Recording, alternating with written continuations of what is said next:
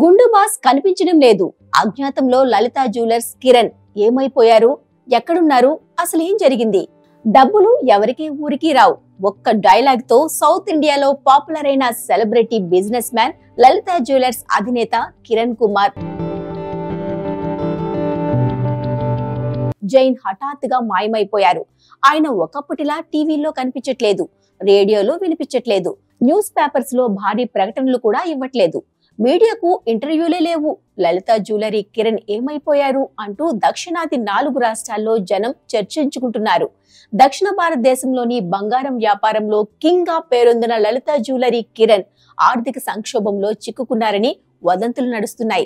వ్యాపారంలో బాగా దెబ్బతిన్నారని గాసిప్స్ కూడా వినిపిస్తున్నాయి. దక్షిణాది 4 రాష్ట్రాల్లో 52కు పైగా బంగారు ఆభరణాల షాప్స్ నెలకొల్పడమే కాకుండా గోల్డ్ సేల్స్ లో కొత్త ట్రెండ్ తీసుకొచ్చారు లలిత జ్యువెలర్స్ కిరణ్ కుమార్.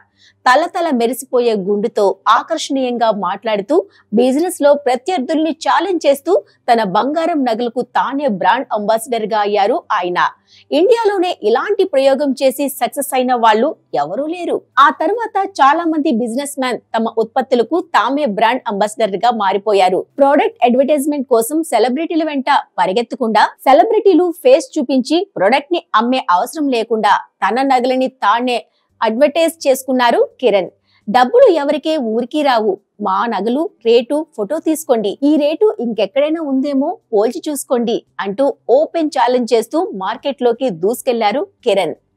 తెలుగు రాష్ట్రాలతో పాటు తమిళనాడు, కేరళ, కర్ణాటకలో లలిత కిరణ్ ను గుర్తుపట్టని వాళ్ళు ఉండరు. సెలబ్రిటీలు కూడా ఈ బంగారు బోడిగుండుతో సెల్ఫీలు దిగుతారు.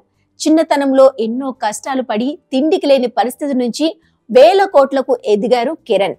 1985 నుంచి లలిత జ్యువెలర్స్ కు ఒక బ్రాండ్ క్రియేట్ చేస్తూ ప్రస్తుతం 18,000 కోట్ల టర్నోవర్ వరకు ఈ సంస్థను చేర్చారు.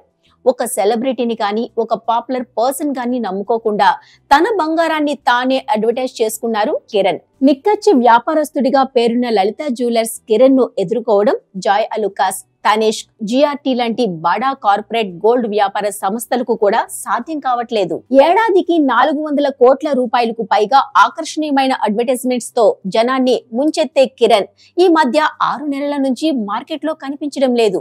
ఎక్కడా ఆయన ప్రకటనలు కూడా లేవు. మార్కెట్ లో రకరకాల వదంతులు వ్యాపించాయి. ఆయన వ్యాపార ప్రత్యర్థులు ఆ వదంతులను ఇంకా పెద్దవిగా చేశారు.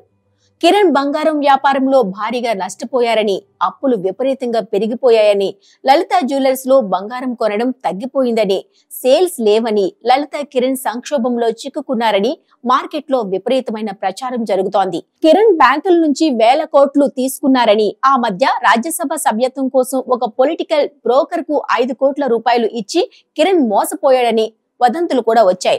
ఇది ఎక్కడా బయటపడకుండా జాగ్రత్త పడ్డారు కూడా. ఇంత తెలివైన వ్యాపారి ఆర్థిక సంక్షోభంలో ఎందుకు చిక్కుకున్నారు, వ్యాపారాన్ని ఎలా దెబ్బతీసుకున్నారు అనేది ఇప్పుడు మార్కెట్ లో పెద్ద చర్చ. కావాలనే లలిత జ్యువెలర్స్ కిరణ్ అజ్ఞాతంలోకి వెళ్లారని, సొంత సమస్యలు పరిష్కరించుకొని మళ్లీ తన ప్రకటనలతో మార్కెట్ లోకి దూసుకు వస్తారని ఆయన ఫ్యాన్స్ చెబుతున్నారు. ఏం జరుగుతుందో వెయిట్ చేసి చూద్దాం.